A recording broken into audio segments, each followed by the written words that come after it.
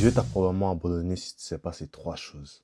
Je vais tenter de vous expliquer en moins de 1 minute et demie, bon, vas-y, moins de 2 minutes, ces trois repères que vous pouvez toujours utiliser à tout moment si vous voulez savoir si vous êtes toujours en communion avec Dieu. Bon, let's start. 3, 2, 1. Bon, pour commencer, c'est pas vrai, Dieu abandonne personne.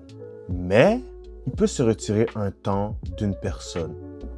Mais ce qu'il faut savoir de Dieu, c'est que c'est pas vraiment sa volonté. Et à travers la Bible, on peut voir que à maintes et maintes reprises, il a toujours voulu faire alliance avec son peuple et ne pas l'abandonner, alors que nous avions toujours été imparfaits. Le vrai problème, pour de vrai, c'est nous. C'est nous qui nous éloignons de lui. La Bible explique bien tout cela dans le livre de 1 Jean 1,5.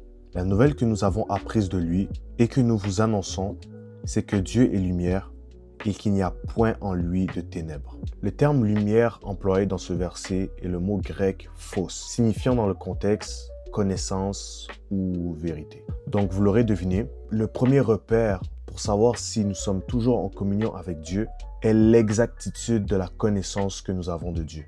Bien évidemment, tout le monde peut prétendre connaître Dieu, mais si cette connaissance ne se réfère pas à une révélation, par exemple par sa parole, tu peux pas prétendre connaître Dieu en fait. Toi, c'est soit tu as entendu parler de lui, tu as entendu quelqu'un dire, mais ça, c'est pas Jésus-Christ ça.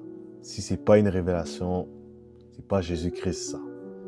Ça, c'est peut-être celui de Manchester City ou... et la ref. Mais en bref, c'est pas Dieu.